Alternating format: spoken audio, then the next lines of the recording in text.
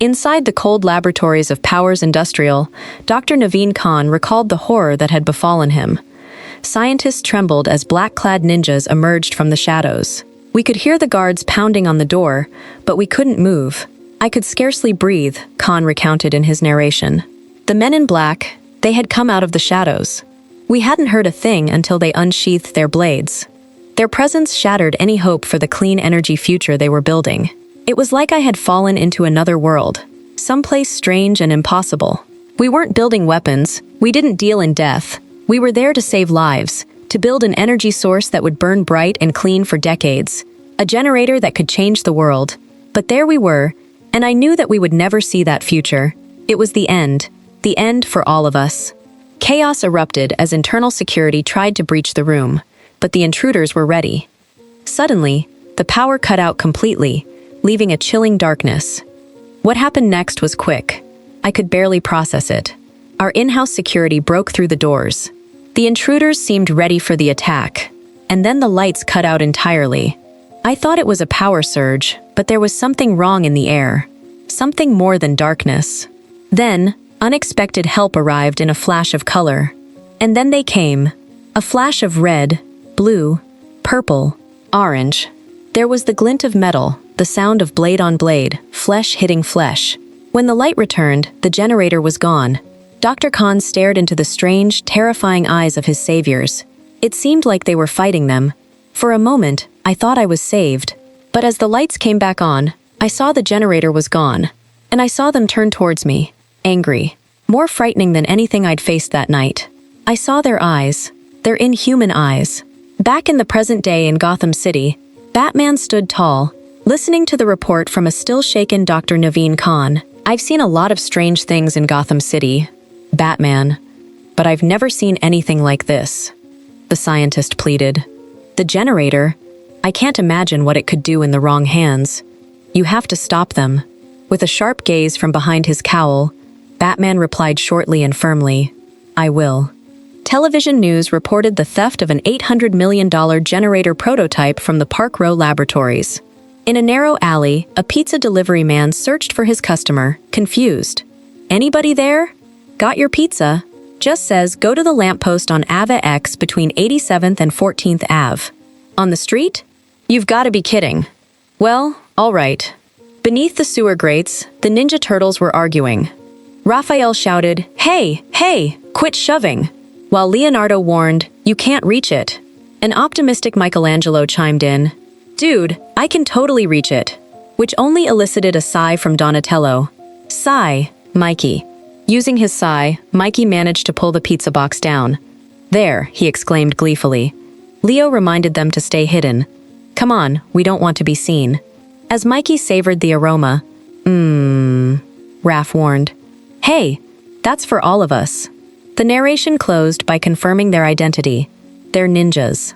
In the Batcave, Bruce Wayne was welding heavy machinery when Alfred Pennyworth approached. Master Bruce? I'm afraid I've misplaced you somehow, Alfred said, initiating a discussion about the mysterious ninja clan. Bruce analyzed that this wasn't the League of Assassins, as this clan was far more specialized. This is someone new, and there are metahumans involved. Some kind of monstrous creatures, Bruce explained.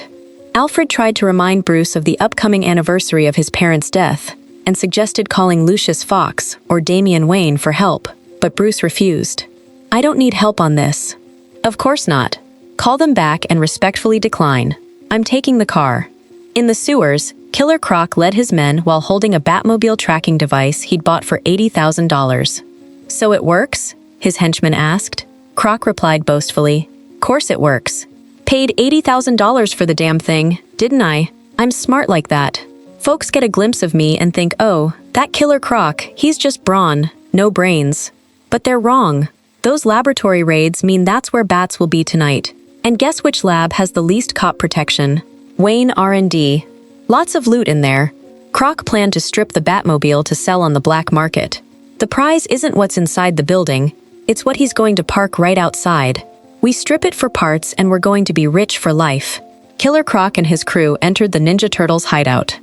The hell is this place? Looks like some teenager's bedroom. Weird spot for them to hang, they muttered. noticing the still warm pizza leftovers. Croc picked up a gaming console. "Say, this looks like a fun game. Death Laser Pony Racers, huh?" "Whoops," he said as he accidentally crushed the device with his massive hand. In the darkness above, the turtles watched angrily.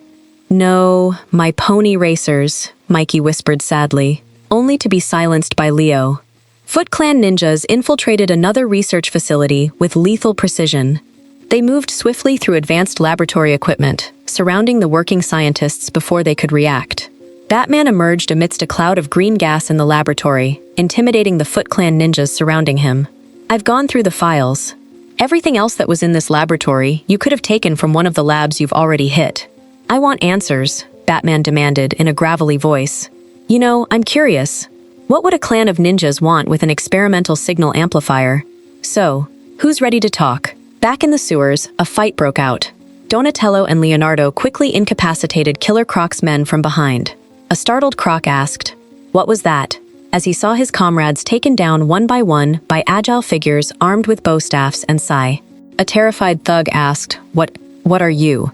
Mikey answered playfully, "We're aliens, bruh. Spooky aliens." Donnie corrected him. "We're not aliens, Mikey."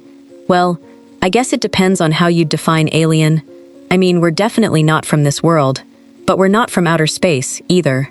As Croc growled angrily behind them, Donnie added, "And heck, this place could have a totally different etymological understanding of the word alien, for all we know." "Oh, right.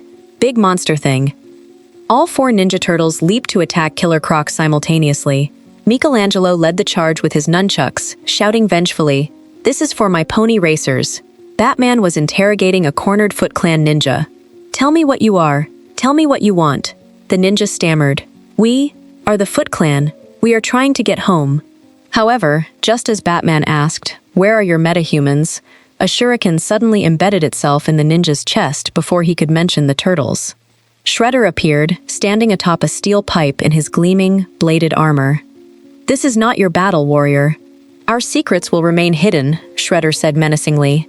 He warned Batman, "Leave us be and your city will be safe. Cross us," Shredder continued his threat, "and you will burn with the rest of your people." He then detonated a smoke bomb and vanished, leaving Batman coughing in the white mist. Batman muttered a single word inquisitively, "Turtles." In their ruined headquarters, the Ninja Turtles complained about having to find a new hideout.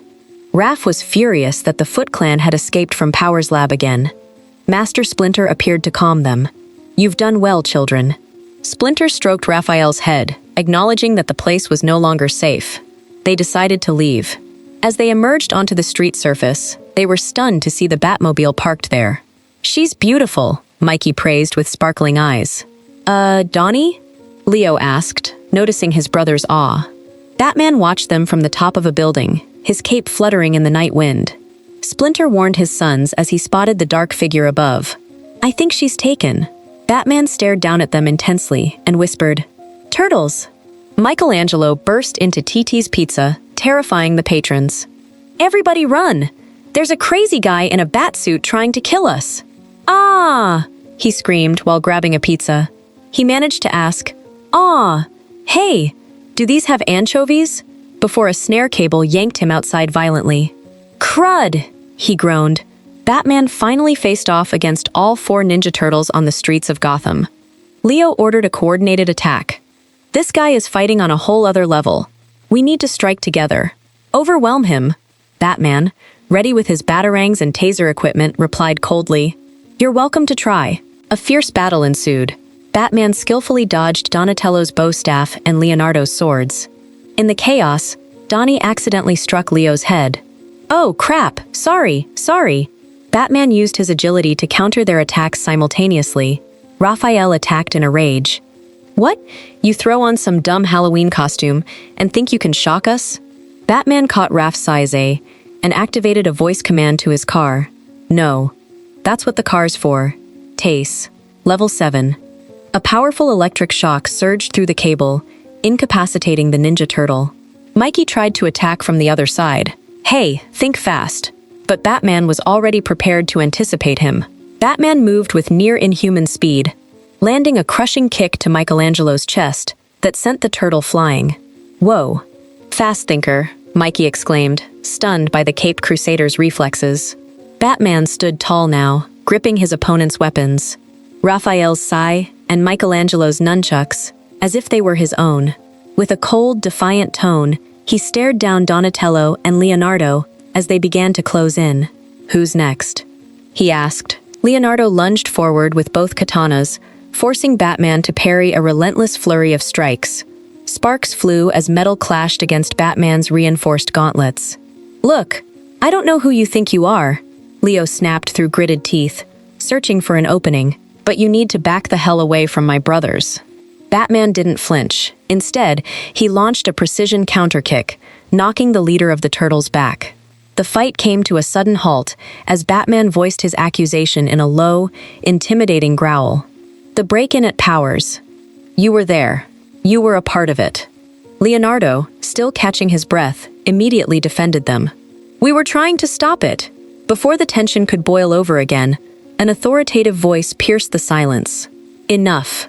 Master Splinter emerged from the shadows, commanding his sons to stand down. "Master Splinter," Leo murmured obediently, while their master calmly said, "Leave, children." Batman stood wary before the giant mutant rat. A rat? What is truly stranger? An animal that acts like a man, or a man who acts like an animal? Batman asked cynically. Splinter didn't take the bait. Instead, he responded with wisdom, parrying Batman's strikes with his wooden staff. "I admire your dedication to the martial arts. It is rare to see one as well-trained as you." After a series of highly technical exchanges, Splinter detonated a smoke bomb. Batman could only mutter a low, as he realized his opponent had vanished into thin air, though he offered a final silent tribute. "Perhaps we'll be seeing more of you." In a dimly lit arcade, the Turtles were laying low. Donatello was busy hacking into a computer, while the others argued. "You've been surfing the net for 2 weeks, and just now you find out about the dude in the bat costume running around this city?" Raphael asked incredulously. Michelangelo defended himself.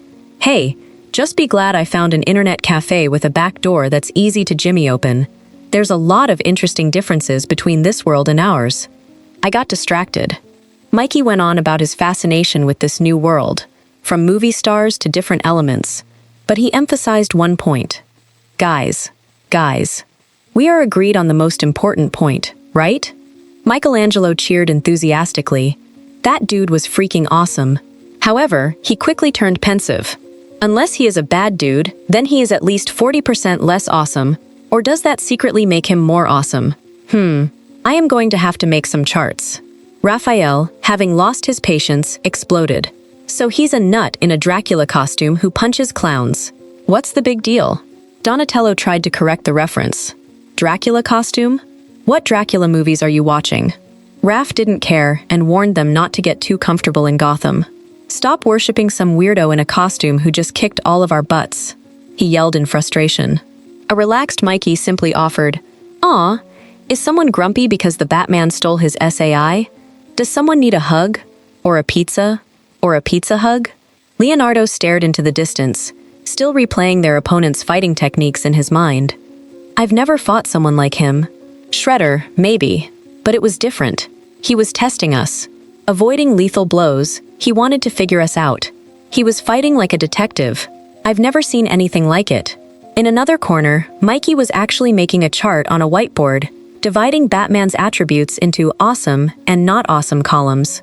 As Raphael complained that Splinter should have found them by now, the narrative shifted to another, colder dimension. Another dimension, M.R. Wayne. Another world. In his secret laboratory, Bruce Wayne discussed Raphael's discarded sai with Lucius Fox. "You're certain?" Bruce asked.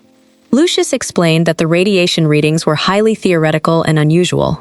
The radioactive qualities are strange and faint, but they match the hypothetical qualities of a trans-dimensional object as defined by Dr. Naveen Khan, Lucius explained.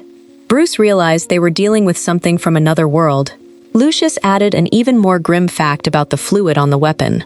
"There's an abnormal strain, a kind of mutagen that does not exist in our universe. It's becoming inert.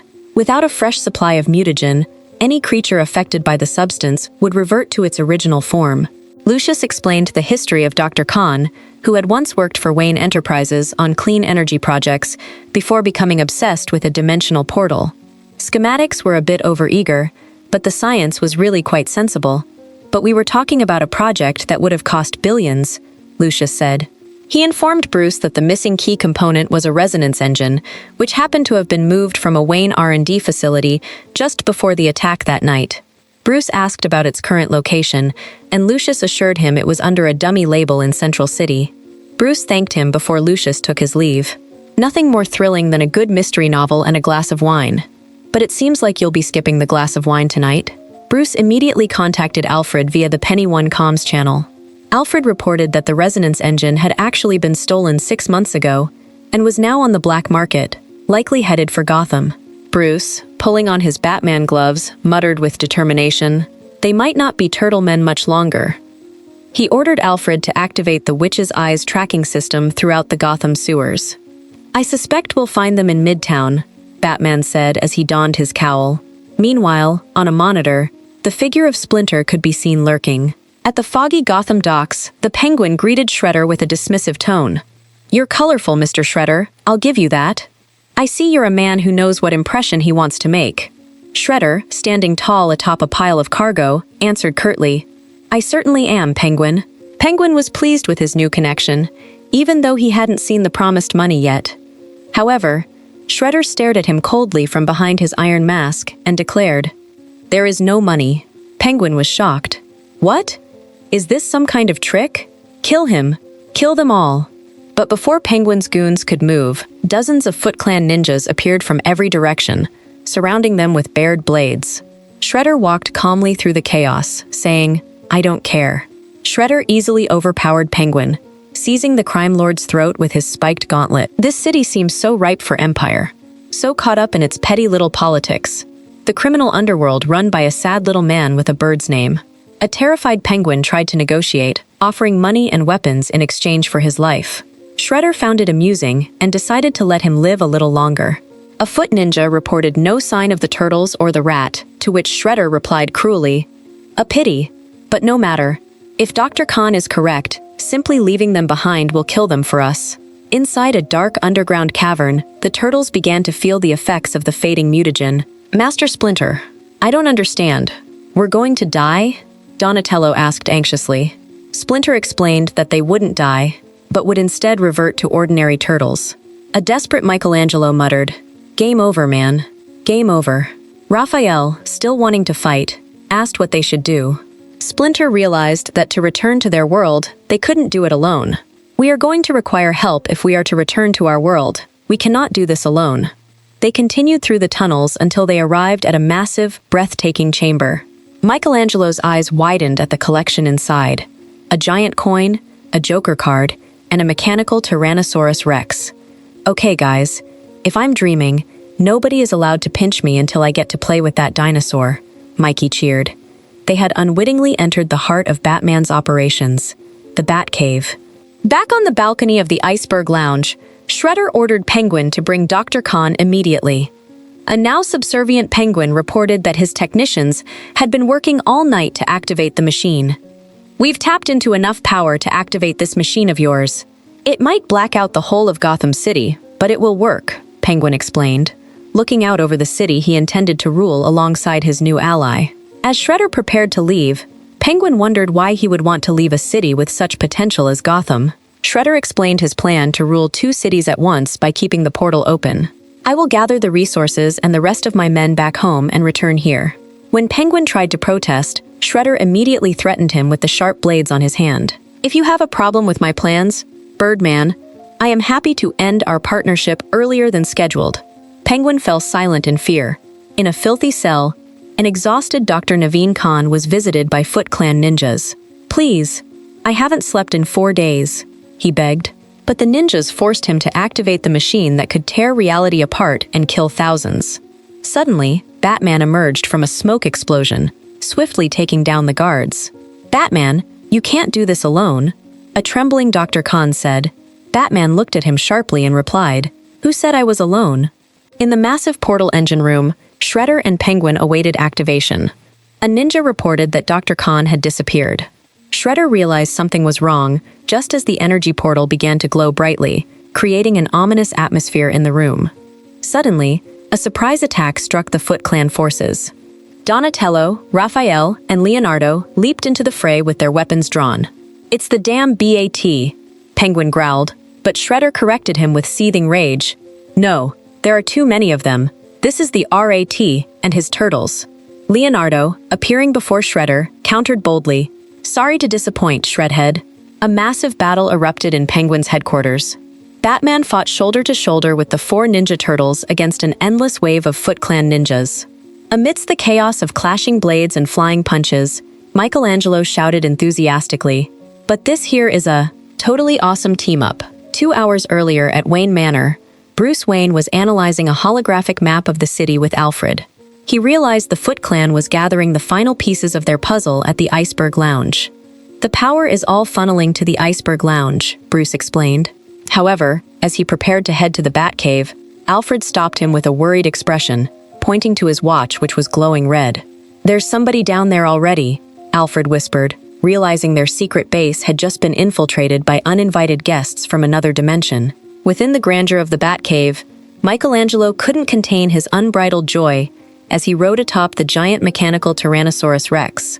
"This is everything I have ever wanted in my entire life," he screamed in pure euphoria. However, Master Splinter quickly reminded him from below to mind his manners.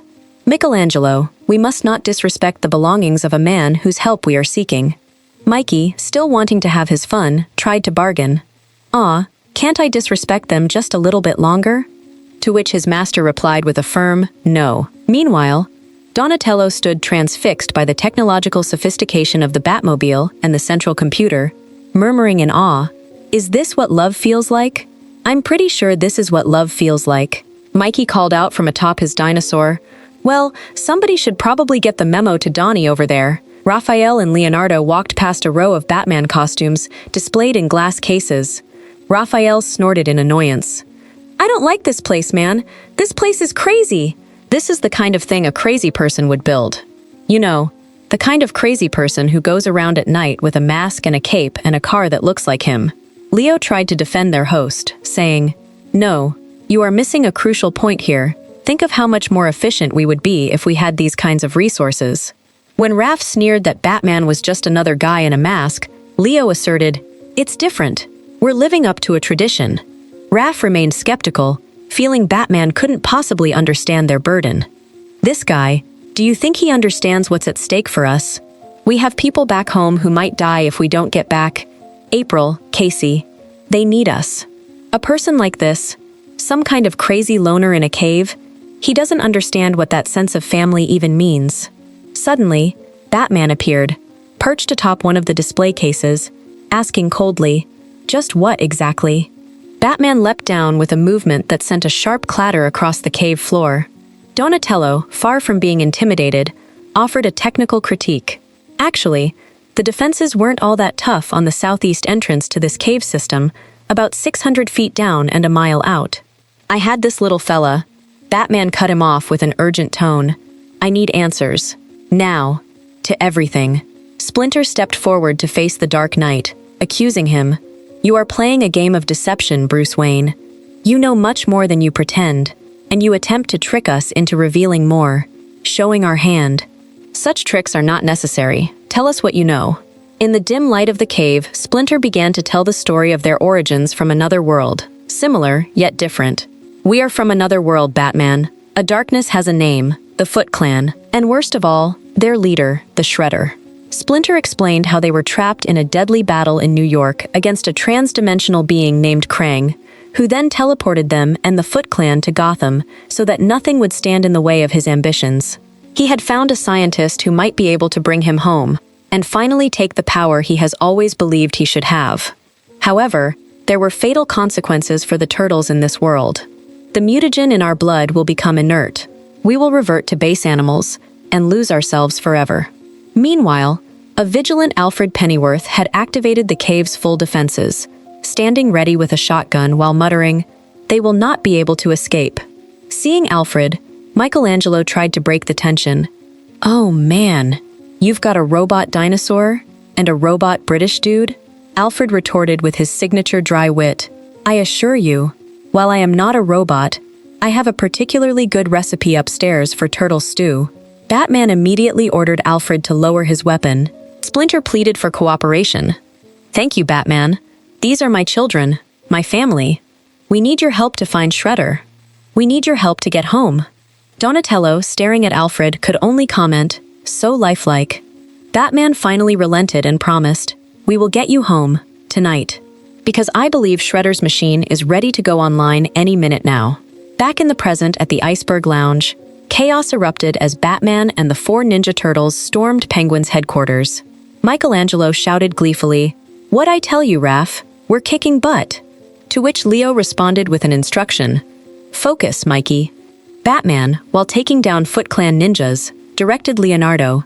Leonardo, it's not enough to subdue the soldiers. We need Shredder. We can't let him escape. A rage-filled Raph continued to charge forward despite Leo's warning. Amidst the encirclement, Shredder stood tall, arrogantly declaring he hadn't lost yet, which Donatello immediately quipped back at, not to split hairs, but I'm pretty sure this is exactly what losing looks like. You're going home tonight, through that gate, in handcuffs. However, Shredder calmly replied, no, I'm not, as he activated something in his hand. A massive explosion destroyed the portal machine, leaving behind burning wreckage. The portal! No! No! The turtles cried out in despair. Batman tried to reassure them that Dr. Khan was safe and they could rebuild it. But Shredder asked cynically, are you so certain? At that moment, Alfred reported through the Penny One communicator in a horrified tone. Batman, Dr. Khan's head just... There must have been a subdermal bomb implanted. I'm so sorry. Shredder laughed mockingly behind his mask. I presume that's your associate outside, telling you that the only man capable of rebuilding the machine is dead. The way the people of this city fear you, I expected more, Batman. Splinter challenged Shredder by using his real name. You will not get away with this, Orokusaki. Shredder countered with deep-seated hatred for Hamato Yoshi, hoping to see him one last time before death. I will crush your rat spine beneath my heel, Shredder threatened. Raphael, unable to contain his emotions, leapt to attack, screaming, You can't do this! But Shredder was far faster. With one cruel motion, the sharp blades on his gauntlet pierced Raphael's abdomen, sending blood splattering. Goodbye, Shredder said coldly before firing a grappling line to escape from the shattered balcony. Raphael collapsed, bleeding out, sending his brothers into a panic. Donatello immediately checked the wound. He nicked an artery. We're going to need to close it up. Batman! We need to get him back to the Batcave, now. Michelangelo looked at the ruins of the machine in despair. The dang machine just blew up. Are we going to be able to get home? Does it mean we're going to die? Donnie could only look down sadly. I don't know, Mikey. Shredder hung beneath a helicopter as it pulled away from the Gotham docks. Though his forces were depleted, he didn't care. Our numbers are depleted, but it's no matter. We will build again. There is no going home now. All that's left is building an empire here. He realized the helicopter didn't belong to his men, yet he climbed inside with confidence, stating that he had just ended the life of its original owner 30 minutes ago. Inside the helicopter, Shredder was surprised to find a mysterious figure sitting calmly. Who are you? He demanded. The figure, who possessed glowing green eyes and a powerful aura of leadership, replied, I was considering doing the same to you, but I must say you have captured my interest, your new partner. You may call me Ra's al Ghul. At Arkham Asylum, heavy rain lashed against its bleak Gothic towers. Inside, Dr. Mahreen Zahir was interrogating one of the captured foot ninjas. What is your name, sir? She asked wearily. The ninja only answered flatly, I am of the foot. I have no name. Dr. Zahir sighed in frustration, having faced the same answer all day. As the ninja was led back to his cell under heavy guard, the doctor grumbled, I should have Gordon committed for sending in over 20 of these maniacs. I don't like any of this. Suddenly, a raspy voice greeted her from behind a cell window. Making new friends, are we, Dr. Zahir? Joker appeared huddled in his cell, staring at Dr. Zahir with a terrifying grin plastered across his pale face. You can't keep secrets from me. I can tell something fun is going on out there and I want in. You don't really expect me to miss out on all of this, now do you? Dr. Zahir tried to ignore him, but Joker continued to rave. Open the door and we can braid each other's hair. Tell some secrets so I'm ready for the big party. Maybe I'll kill a guard or two if I'm feeling festive. Dr. Zahir immediately ordered the guards. Double his medication, right now. Joker's high-pitched laughter echoed through the corridors as the doctor walked away with a sense of dread. Looking out the window at the bat signal in the Gotham sky, she murmured, "This is all bad news. I can feel it." In the distance, the gates of Arkham stood tall in the rain, as if hiding a madness that was about to explode. Back at Wayne Manor, Alfred Pennyworth carried a towering stack of pizza boxes. He complained to the delivery driver who was helping him. "Pizza? I mean, really. I offer to make a feast, and they ask for pizza. Sigh, teenagers." Alfred boastfully recounted his experience working at five-star restaurants in London to convince the driver he could carry all the boxes himself. However, as he stepped inside, a loud noise erupted from upstairs. Michelangelo slid down the grand wooden banister on his skateboard, shouting with excitement. "Cowabunga!" he yelled, before slamming right into Alfred. Pizza boxes scattered across the floor. "Oh, man! I'm so sorry, dude. Are you okay?" Mikey asked anxiously. However, his attention was quickly diverted to a slice of pizza stuck to Alfred's forehead. Without hesitation, Mikey grabbed it and ate it. It's still gooey. Splinter could only warn from a distance. "Focus, my son." In the Batcave's training area, Batman was sparring with Leonardo. Splinter watched from above, giving instructions. "His costume is designed to intimidate you, but he is just a man. Do not let him get the upper hand." Batman moved with extreme efficiency, dodging Leo's kicks and countering with precise strikes and throws, repeatedly knocking the turtle leader to the ground. The training continued with high intensity. Batman leapt and lunged, forcing Leo to keep moving. Splinter critiqued again. "Watch your footwork. He is pushing you further than you think." Batman, parrying Leo's attack, replied, "His footwork looks just fine to me." But Splinter countered sharply, "I was not speaking to Leonardo, Batman." Shortly after, Leo managed to land a strike that sent Batman reeling back. Leonardo apologized for being momentarily distracted, but Batman simply told him to stop making excuses. In another corner, Donatello was busy playing back recordings of Batman's missions in 3D holograms. "I still can't get over how amazing all of this is. I want copies of all the ones from the last few nights.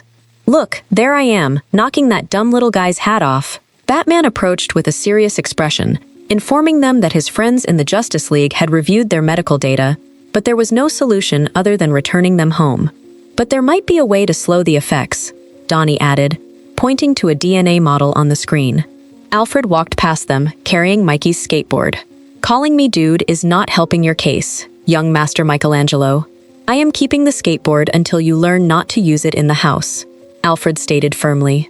Mikey pleaded playfully, "Come on, old Master Alfred." But Alfred stood his ground while serving them greasy, cheesy bread. Batman thanked Alfred, then invited the turtles to eat. "I'm fine." Batman initially declined, but Mikey held out a slice of pepperoni pizza. "Dude, you are not fine unless you have a delicious, gooey piece of pepperoni pizza. It is a delicacy that bridges all men, turtle, and bat." Batman finally gave in and began to eat the pizza in front of the mesmerized turtles. "It's good," he admitted briefly, making Donnie and Mikey smile with satisfaction. Alfred, walking away, quipped, "I'm certainly not the one cleaning the grease off your suit, I'll say that much." However, the warm atmosphere was shattered when Raphael slammed his weapons onto the floor in anger. "Really? This is what we're doing now? We're eating pizza and going on little dinky adventures. You know what? I'm done." Leonardo tried to calm him, but Raph exploded. "Isn't cool? Isn't cool? We're dying. Did that all just slip from your minds? I can't freaking stand this." Raphael pointed at Batman with pure resentment. "In a few days, we're just going to be a few turtles and a rat this freak show puts in a cage over in the corner. And we're having a pizza party? Are you kidding me?" He accused Batman of being nothing more than a wealthy thrill-seeker playing hero because he thought it was fun. "You chose this life. We didn't. We became what we needed to become to survive. But you don't care about any of that, do you? I see the truth. I see a selfish little rich kid doing all of this for kicks.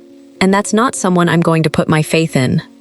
With grim determination, Raphael stormed out of the Batcave. "I'm not spending another damn minute in this cave. I'm done. Count me out. I'm going to go actually work on saving our lives. I'm getting us home." Batman, Splinter, and the other turtles could only watch his angry departure in silence. On a high balcony overlooking the city, Ra's al Ghul was beginning to lose his patience. "This plan of yours better work, Shredder. I'm growing impatient," he complained to the leader of the Foot Clan. Shredder remained unfazed, assuring him that Dr. Khan had detected a transmission anomaly from his home dimension. "A transmission from my world to yours, an object hurtling between worlds," Shredder explained. He looked toward the massive portal machine being prepared by the Foot Ninjas, calling it the ammunition we need to burn Gotham to the ground. With a tone of absolute authority, he commanded, "Activate the machine." The portal machine roared to life, emitting a blinding circle of blue energy. Shredder warned Ra's al Ghul and his men to stand ready. "Proceed carefully, he may be dangerous." A curious Ra's asked, "Who may be dangerous?" The answer arrived in the form of a sudden assault. Golf clubs and hockey sticks flew out of the portal, knocking down the Foot Ninjas guarding the machine. From within the energy mist of the portal, a man wearing a hockey mask emerged, a bag full of sports equipment slung over his back. "The name's Casey Jones," he challenged. Casey stood boldly atop the pile of ninjas he had just incapacitated. "I just jumped through the multiverse to save my pals, so if you think a few ninjas are going to scare me off, you chumps have another thing comin'," he declared, gripping a baseball bat and a hockey stick, ready for a fight. On the rain-slicked streets of Gotham, Raphael walked alone, his face still clouded with rage. Suddenly, the Batmobile pulled up right beside him. "Get in!" Batman commanded from the cockpit. Raph initially refused flat out. "Nah, man, I'm done with all your BS."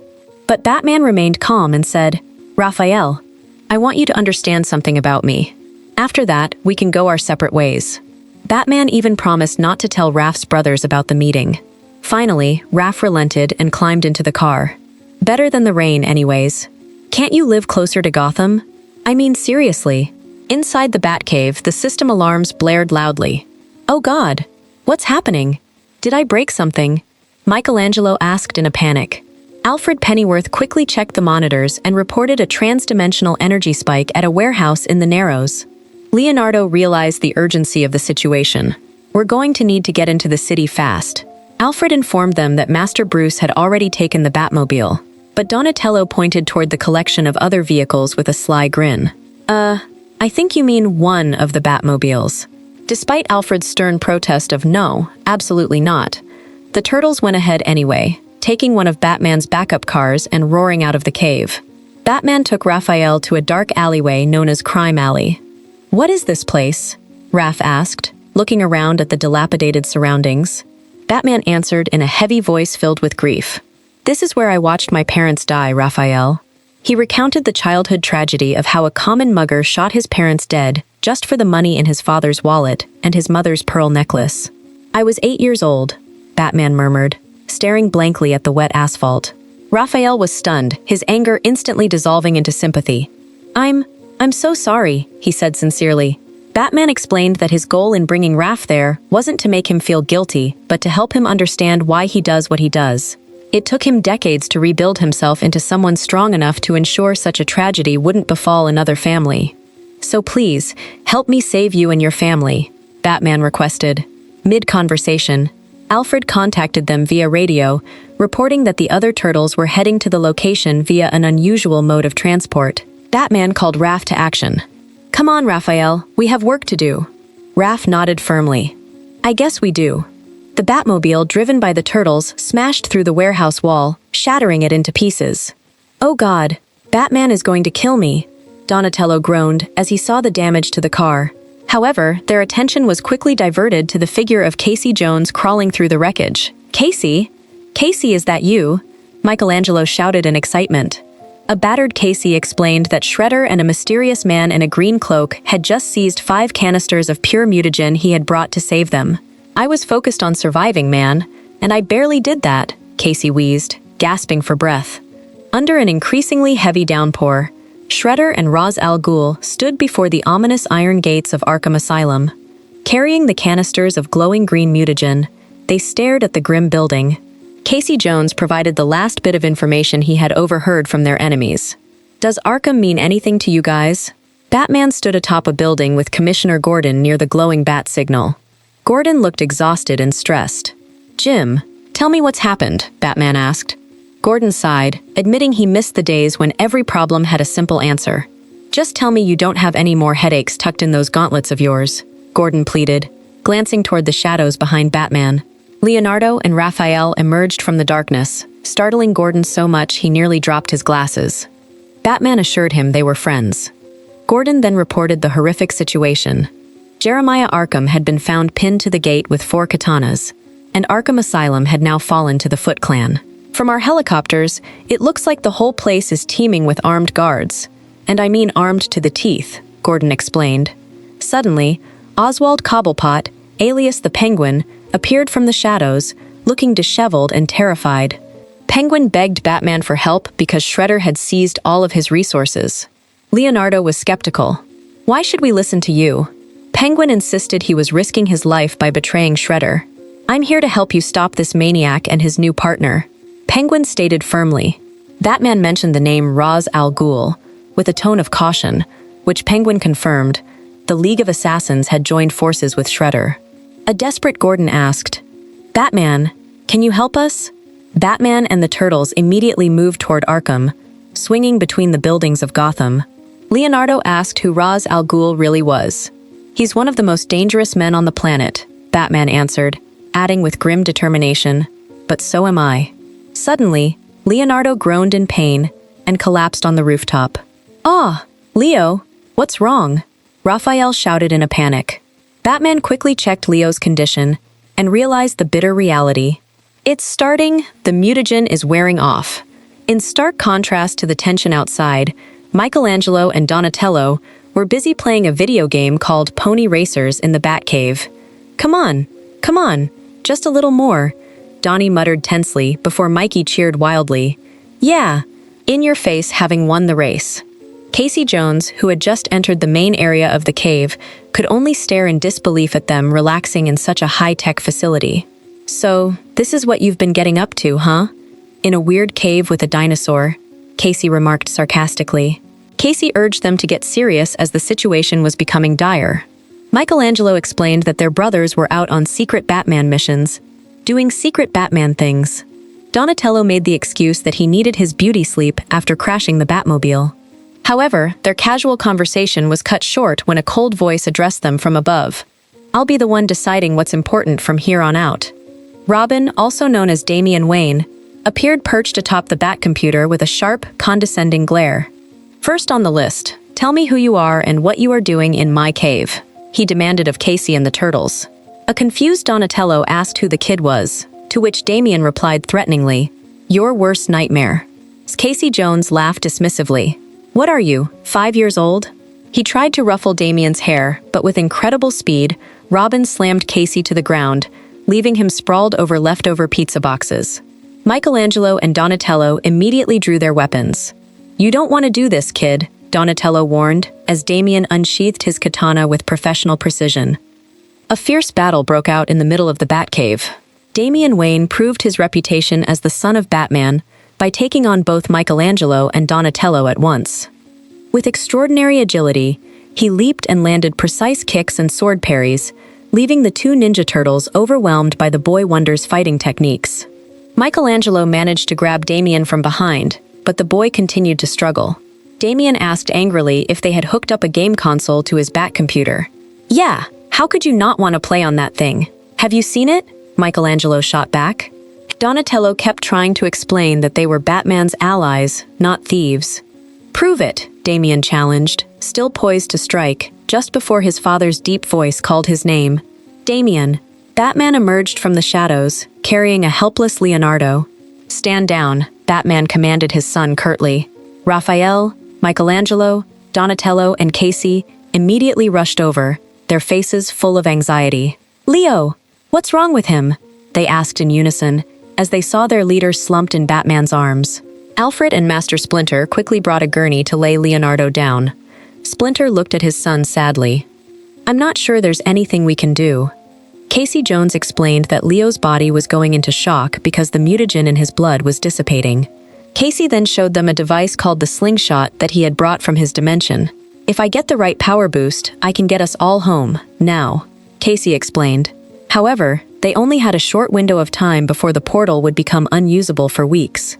Leonardo opened his eyes slightly, whispering with what little strength he had left. We can't. Shredder. He insisted they couldn't go home and leave Shredder in control of Gotham. Casey argued that they had to save themselves first. Amidst the debate, Damian asked for a private word with his father. "Father, I wish to speak to you in private." But Batman answered firmly without looking back. "Damian, there isn't time for that." The atmosphere in the Batcave grew increasingly tense as time ran out for the Ninja Turtles' safety. Amidst the tension permeating the Batcave, Damian Wayne delivered a crucial intelligence report to his father. "I've been overseas tracking the movements of the League of Assassins. They are converging here. In Gotham," the Robin revealed, his expression grim. Batman responded with a tactical query, "How long do we have?" To which Damian replied curtly, "Hours." Realizing time was running out, the Dark Knight asserted, "Then we need to get to Arkham. Now." As they prepared to depart, Master Splinter offered a final warning born of experience. "Batman, do not underestimate the Shredder." Batman replied coldly, "I won't." But internally, Splinter murmured with concern, "You already have."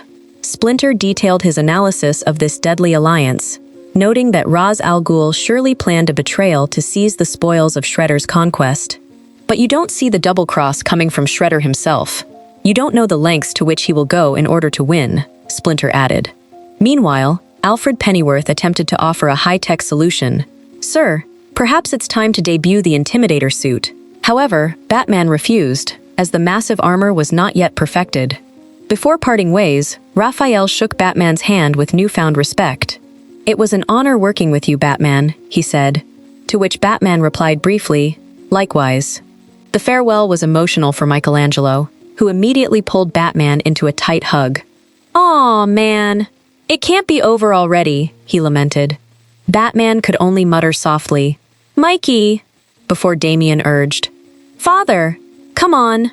Batman gave Alfred final instructions to ensure the Turtles returned home safely. As they stepped out, Damian asked about their transport. "What about the car?" Batman answered firmly, "We're not taking the car," choosing instead to move silently through the shadows of the cave. Batman and Robin soared through the Gotham night using their grapple guns, while above them, the Batwing cut through the clouds. Damian quipped about his father's new social circle, "Interesting friends you've been making," which was met only with the command, "Focus, Robin." Through the comms, Alfred reminded Bruce that the anniversary of his parents' death was only days away. Upon arriving at Arkham Asylum, Batman declared, "You're home now, and we have work to do." Instead, they were greeted by the Penguin, who had mutated into a grotesque avian monstrosity. The Penguin, now sporting a razor-sharp beak and strange plumage, mocked their arrival, stating that Shredder had prepared a special process to welcome Batman. "Penguin, what have they done to you?" Batman murmured in horror. Robin realized they had walked into a trap. "Batman, we're not alone." Penguin laughed sinisterly, explaining that the formerly insane inmates of Arkham had been transformed into far more dangerous monsters. "It is time to push the city over the edge," the avian mutant cried, as the darkness behind him began to stir. A horrific sight unfolded before them. Batman's greatest enemies had all mutated into feral hybrid monsters. The Joker had become a giant king cobra, Poison Ivy a praying mantis, Mr. Freeze a polar bear, Bane a massive war elephant, and the Riddler a fox. Batman and Robin were now surrounded in the heart of an Arkham corridor filled with mutant prisoners ready to tear them apart. Battle erupted instantly within Arkham Asylum. Bane, mutated into a giant elephant with jagged tusks, managed to snatch both Batman and Robin in his massive hands. "I don't care for your villains' makeovers," Damian shouted, struggling to break free. Bane replied in a booming, heavy voice, "Take it up with your grandfather," referring to his alliance with Ra's al Ghul. Around them, other mutants like Harley Quinn, now a hyena, and Scarecrow, now a crow, prepared to strike. Bane squeezed Batman's body, boasting of his new power.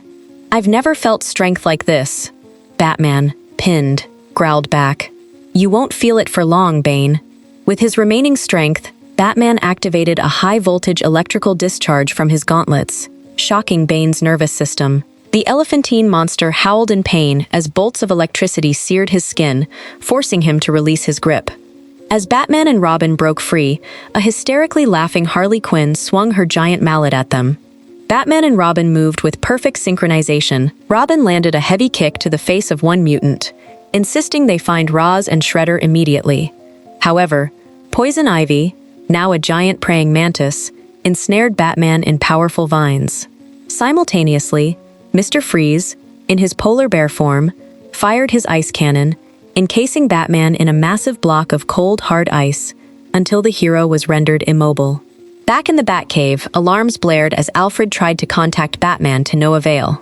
"Batman, this is Penny 1. Do you copy?" Alfred shouted in a panic.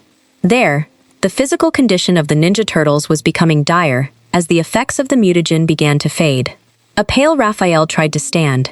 I'm feeling better, a bit woozy, but I'm fine." But Casey Jones warned them sternly that they would die if they remained in this dimension. "The mutagen inside of you is going inert. You are going to die if you stay here," Casey stated firmly. A heated debate broke out between Casey Jones and Raphael. Casey urged them to enter the ready portal. "The machine is ready. We have to go now." But Raph refused to abandon Batman, who was risking his life against mutant monsters for their sake. "He might die because of the problems we left behind," Raph said, filled with guilt. Casey gave a final ultimatum as the portal's energy began to glow brightly. "It's now or never. What are you going to do?" At Arkham, Batman remained trapped in Mr. Freeze's ice block, while Robin struggled to shatter it. Ra's al Ghul and Shredder appeared on an upper balcony, looking down at the Dark Knight.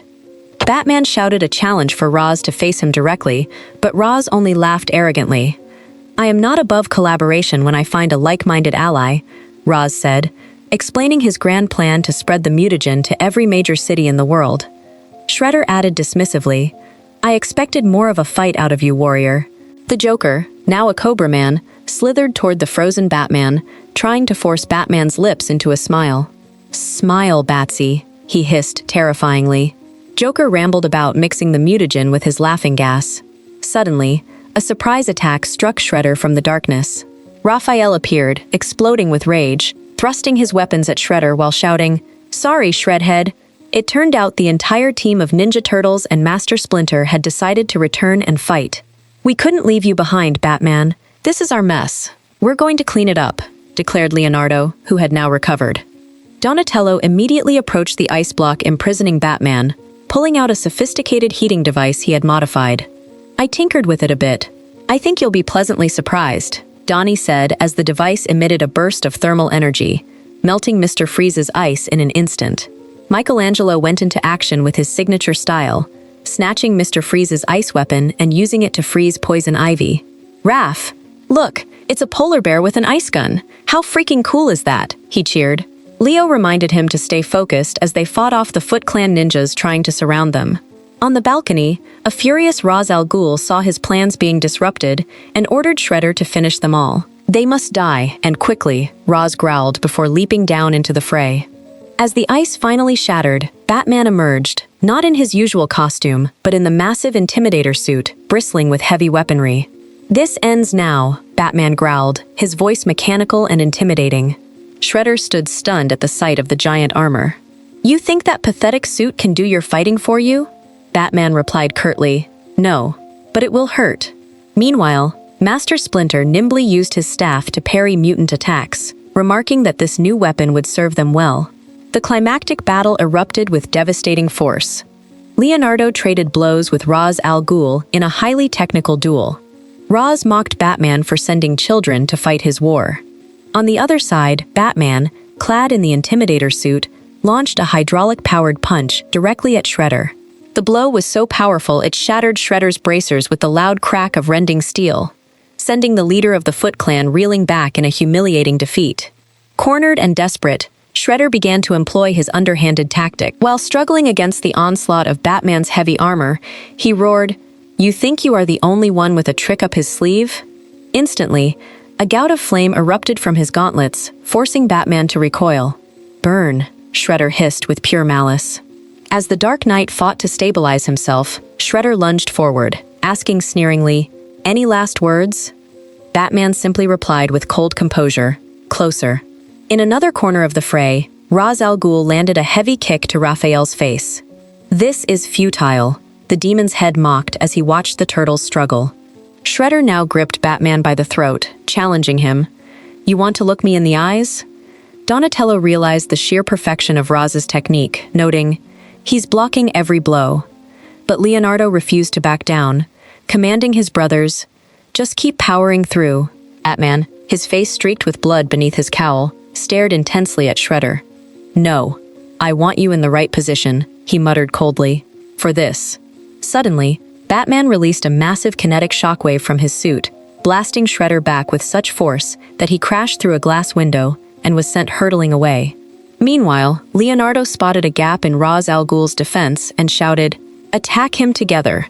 The four turtles launched a synchronized combination strike, hitting Ra's with full force and creating a massive impact that shook the entire area. Shredder, struggling to rise amidst the rubble, could only growl, "All right then, no more games." A brutal one-on-one duel erupted between Batman in his Intimidator suit and the Shredder. The two traded blows and parries in a blur of lethal, high-speed motion. Amidst the rain of strikes, Batman mused on the harsh reality of this war, just blood. Every clash of armored plating and steel claws sent sparks flying into the darkness of Arkham, a testament to two of the greatest fighters from two different worlds fighting for their lives. With a perfectly timed hydraulic-powered punch, Batman struck Shredder's face so hard his iron helmet shattered and fell away. "It's over, Shredder," Batman declared firmly. The battered Shredder screamed desperately to his remaining forces. "My soldiers, my weapons, bring him down." However, Master Splinter appeared calmly atop a heap of incapacitated Foot Clan ninjas. "I am afraid they are resting," Splinter said wisely. With one lightning-fast motion, Splinter cracked his staff against Shredder's head, knocking his enemy unconscious. "I recommend you follow suit," Splinter added.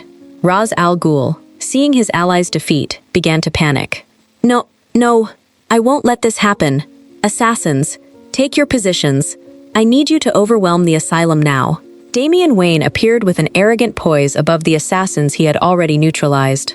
"That won't be happening, Grandfather. I disarmed your men and led the GCPD to apprehend them. This battle is over," the Robin reported. Ra's al Ghul, knowing he was outnumbered, gave a final salute. "Well played, Damian. Until the next game, then," he said, before vanishing in a blinding flash of light. A confused Raphael asked, "Where did he go?" Damian replied that Raz would be out of the country within 20 minutes, and wasn't worth the effort to track down. "It's not worth the rat chase. No offense." Splinter simply smiled. "None taken, young man." Seeing the helpless Shredder, Raph wanted to vent his rage, but Batman stopped him. "No, Raphael, you will take him with you to your prison. You will have him answer for his crimes," Batman commanded. Donatello then realized a technical hurdle. How to get home is still a pretty big freaking issue. Suddenly, an Azure energy portal tore open in the middle of the room. April O'Neil and Casey Jones leaped out. "Hey guys," April greeted them, met by a chorus of joyful cheers. "April!" She explained that after Casey returned, she and Harold worked tirelessly to track the active mutagen frequency to find their location. Harold said that his portal would either send us spiraling into an eternal abyss of never-ending pain and terror, or we'd wind up right up in the middle of whatever mess you guys got yourselves into, she explained. They only had 20 minutes before the portal system short-circuited. Casey groaned about missing the action. Man, I totally missed the fight, didn't I?" Leonardo immediately ordered the team to round up the Foot Clan prisoners to take them home. Splinter bowed respectfully to Batman. "Thank you, Batman, for everything." Batman replied sincerely, "No, I owe you my life. Thank you." Batman stood with Damian, watching the turtles prepare for their departure. "Thanks, all of you," Batman said. Michelangelo chimed in confidently. "Yeah, we're pretty sweet." Before stepping into the portal, Raphael approached Batman. "Hey, Bats, this is for you." He handed over his iconic red bandana. Batman was stunned. "What?" Raph smiled warmly. "I know you lost your family way back when, but you've got a hell of a good one now. I'm glad I got to meet you. And if you ever come round our place, you have another." The silhouettes of the turtles began to fade, swallowed by the light of the portal as it carried them back to their home dimension. Hours later in the Batcave, Commissioner Gordon delivered a report via hologram. "Our scientists are backing up your claims. Seems like the whole zoo is going to turn back to normal in the next week or so. So it looks like we're set. Gordon reported. Batman thanked him before cutting the transmission. Damian realized that today was the anniversary of Bruce's parents' death. "I can leave, Father. I know you typically care to endure this alone," Damian offered. But Batman replied, "No, I'd like you to stay, Damian." Alfred suggested watching old family videos, while Damian offered to help repair the structural weaknesses in the Intimidator suit. Batman cracked a faint smile. "I'd like that." In the corner of the cave, Raphael's red bandana was tied neatly to the Dark Knight's chair, an unforgettable symbol of a cross-dimensional friendship.